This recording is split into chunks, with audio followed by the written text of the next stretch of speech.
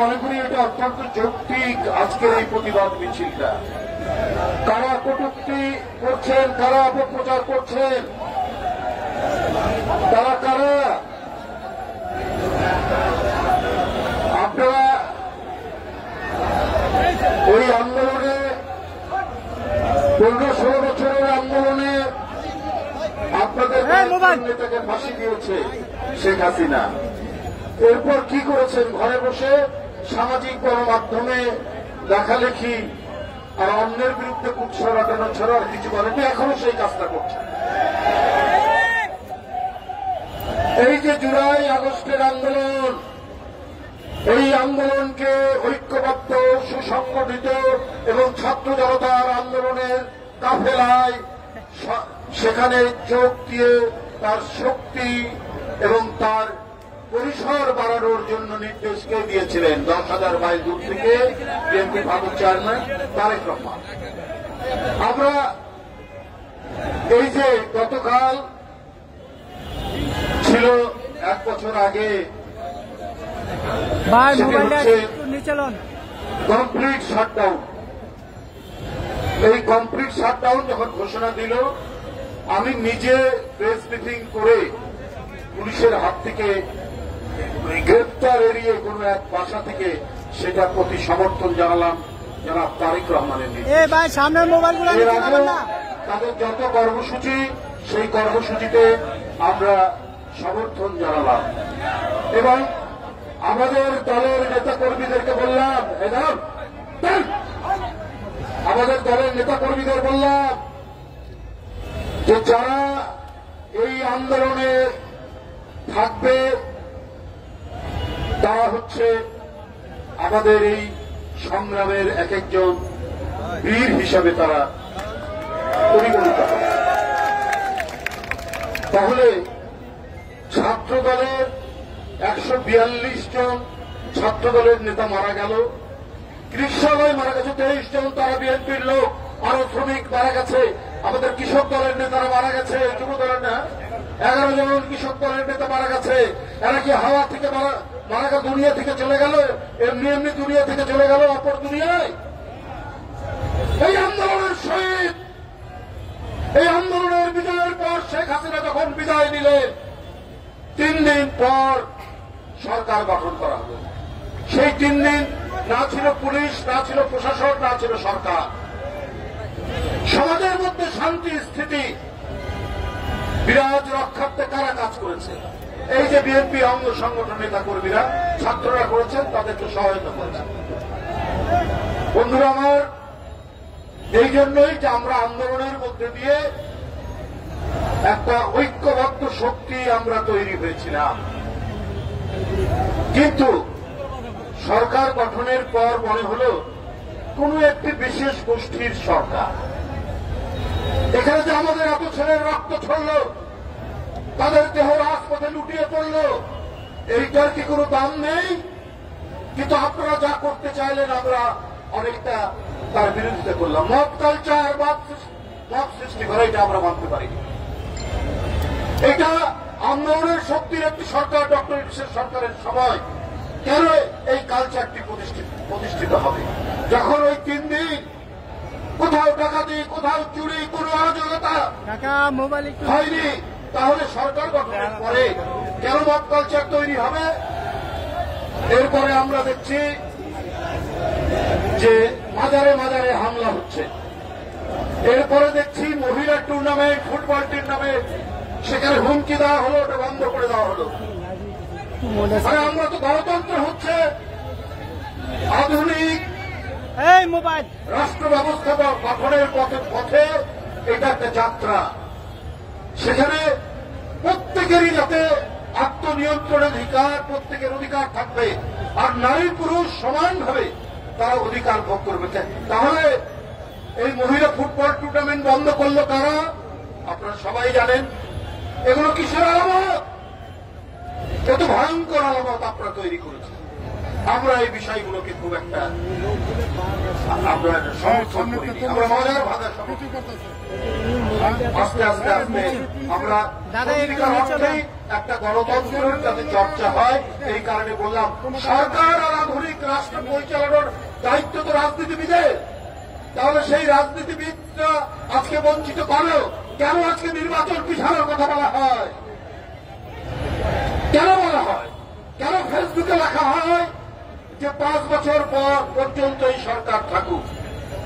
এগুলো কি উদ্দেশ্য প্রণোদিত? তাহলে মনে হয় আমরা বলেছি ভাই যে 16-17 বছর এদেশের ভোটাররা ভোট দিতে পারেনি, এদেশের জনগণ ভোট কেন্দ্রে যেতে পারেনি, ভোট কেন্দ্র ছিল শূন্য, সেখানে 4-5 জন্তুর বিচরণ।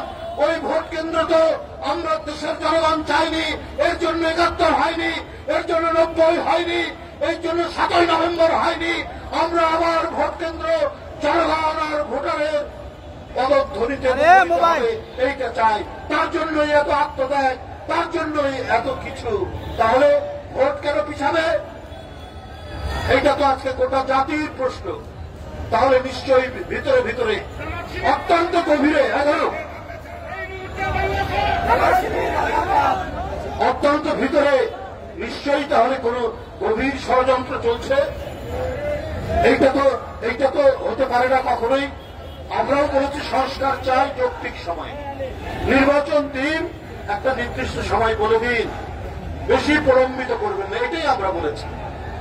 এরপরে দেখলাম বন্ধুরা আমার, লন্ডনে ডক্টর মোহাম্মদ ইউনূস প্রধান উপদেষ্টা, বিএনপির ভারপ্রাপ্ত চেয়ারম্যান জনাব তারেক রহমানের বৈঠক থেকে একটা যুক্ত বিবৃতি আসলো, দেশের মানুষ স্বস্তির মধ্যে পড়ল।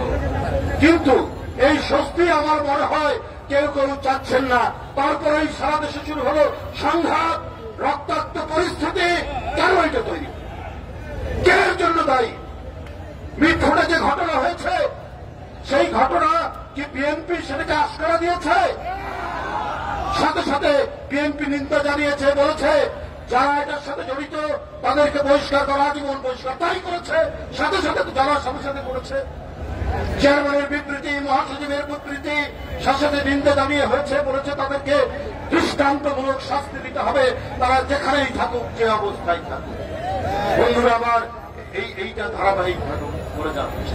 এটা তো শেখ হাসিনার আমল নয় যে নারায়ণগঞ্জের মাফিয়া, ওই কক্সবাজারের গডফাদার আর অন্য নাটোরের গডফাদার, তাদের জন্য শেখ হাসিনা পার্লামেন্টে তাদের পক্ষে কথা বলতেন। আর তারেক রহমান প্রতিদিন দলের যদি নামে কেউ চাঁদাবাজি করেছে, কেউ যদি অন্যায় করেছে, তাহলে সাংগঠনিক শাস্তি ব্যবস্থা, কেউ বহিষ্কার হচ্ছেন, কেউ অব্যাহতি পাচ্ছেন, কারো পদ স্থগিত করা হচ্ছে, অথবা আমরা নিজেরাই পুলিশকে বলছি তাদের বিরুদ্ধে মামলা দিন, অথবা নিজেরাও আমরা মামলা দিচ্ছি। এই তো তারেক রহমান।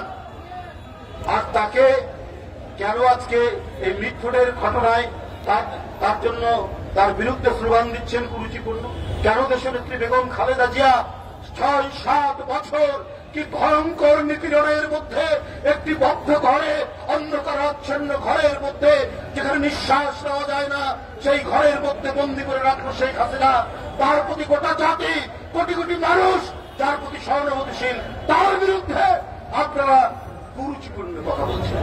তারেক রহমান তাদের আন্দোলনের ফসল আপনার ছাদের উপর তুলে তাকে ফেলে দিল, তার কোমর ভেঙে গেল, নিপীড়িত নির্যাতনের এক প্রতীক হচ্ছে তারেক রহমান, তাকে যেভাবে করা হয়েছে। অথচ আপনারা মিছিল করলেন বিভিন্ন জায়গায়, আপনারা ফেসবুকে, সামাজিক গণমাধ্যমে বিভিন্ন কন্টেন্ট তৈরি করে আপনারা সেখানে আজে বাজে বিভিন্ন ধরনের কথাবার্তা বলছেন। তারা আমার একটি বক্তব্য আছে, আপনার খুলনায় বিএনপির একজন যুবককে গুলি করে তার পায়ের রক কেটে দিলেন। পায়ের রক কাটে কারা? পায়ের রক কাটে কারা? তাহলে আমার কাছে ওই সমস্ত ভাইদেরকে বলে দাও, ওই সমস্ত ভাইদেরকে বলি, আরে কোথাও কোনো ঘটনা হলে, যে ঘটনা মিটফোর্ডের সামনে হৃদয় বিদারক ঘটনা ঘটেছে, তার জন্য তো সবসময় যে কোনো হত্যাকাণ্ড, রক্তপাত সরকারকে অভিযোগ করে। আপনারা সরকারকে বললেন না, আইন শৃঙ্খলার জন্য দায়ী দায়িত্ব তো সরকারের, তাকে কিছু বললেন না, প্রশাসনকে কিছু বললেন না, মিছিল করছেন তারেক রহমানের বিরুদ্ধে, যিনি 17-18 বছর লন্ডনে রয়েছেন, যিনি নিজেই নিপীড়িত নির্যাতিত শেখ হাসিনার নামে, তার বিরুদ্ধে কথা বলছেন। আপনার চাঁদপুরের ইমামকে ছুরিকাহত করেছে কারা? হত্যার উদ্দেশ্যে। কক্সবাজারে আব্দুর রহিমকে একবারে প্রকাশ্য পেপারে আছে, আজকে দেখবেন যে জামাত নেতা খুন করেছে আব্দুর রহিমকে, বিএনপি নেতা। কই এর জন্য কোন মিছিল নেই কেন? এর জন্য যোগাযোগ মাধ্যমে কোন শব্দ নেই কেন? এর জন্য একটি কথা বলেন না কেন? যেখানে সরকারকে মানুষ অভিযোগ করে সেইখানে আপনার তারেক রহমানের বিরুদ্ধে আপনারা অভিযোগ করছেন। এটা চক্রান্ত, এটা ষড়যন্ত্র, এটা নির্বাচন পেছানো, অথবা আপনারা কোন কুচক্রীদের সাথে আপনারা সম্পর্ক রাখছেন। বন্ধুরা আমার, এই কারণেই আজকে আন্দোলনের শক্তি। এই কারণে সবাই চায় যে পতিত স্বৈরাচার, সেই পতিত স্বৈরাচারের বিরুদ্ধে গণতান্ত্রিক শক্তির ঐক্য চায়, কিন্তু আপনারা অত্যন্ত পরিকল্পিতভাবে সেটাকে বিভাজন করছেন। বন্ধুরা আমার, আপনারা সবাই মনে রাখবেন, তারেক রহমান সংগ্রাম, সাহস আর আত্মবিশ্বাসের প্রতীক। তার বিরুদ্ধে অপপ্রচার চালিয়ে তার যে আজকে 6-7 বছরের যে নেতৃত্ব দিয়ে তিনি গণতন্ত্রের বিজয়কে নিশ্চিত করেছেন, আপনারা যারা 71-এর পরাজিত শক্তি, আপনারা যারা 86-র পরাজিত শক্তি, আপনারা যারা গোপন আঘাতকারী, আপনারা যারা ওয়াদা ভঙ্গকারী, বারবার জনগণকে এক কথা বলেছেন আর কাজ করেছেন আরেকটা, আপনাদের অপপ্রচার দিয়ে তারেক রহমানের মতো আপসহীন এক নেতাকে তার আপনারা ভাবমূর্তি ক্ষুণ্ণ করতে পারবেন না। আপনাদের এই অপপ্রচারের তীব্র নিন্দা জানিয়ে আমি আমার বক্তব্য শেষ করছি। খোদা হাফেজ।